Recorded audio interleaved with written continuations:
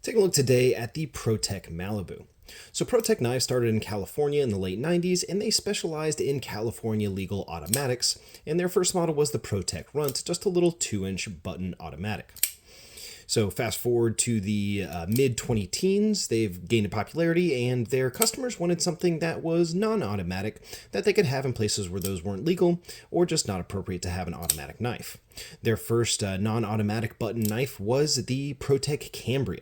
Now, the Protech Cambria wasn't necessarily a flop, but it just wasn't popular enough for them to really want to continue pursuing non-automatic button lock knives. That is until Ferrum Forge approached them at one of the SHOT Shows or knife shows and offered to collaborate with them to create what ended up being the Protech Mordax. And they actually bought out the entire production and sold them as an exclusive.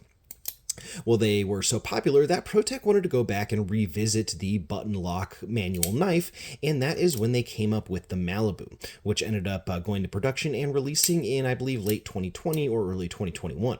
And it quickly became one of Protech's most popular knives. So let's take a look at this one. We've got a 3.25-inch blade of 20 CV steel, and it's got aluminum handles. And of course, we have this plunge lock system. So it's spring tensioned out here, so we can depress that to unlock the blade, and that also acts as a detent in another fitting here. And I also have some Sharpie on the inside of that plunge in the tang of the knife there, and that prevents any lock stick, and it also keeps it very secure.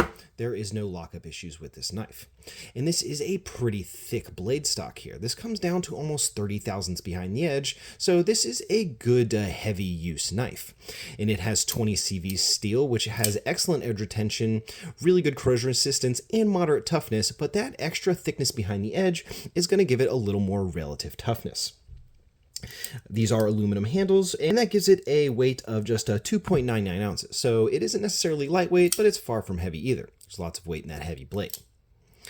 And this knife kind of set the standard for excellent action for a button flipper manual knife. This is a very nice fidgety knife, but it is also very solid as well. It's very comfortable in the hand and just has some really excellent action.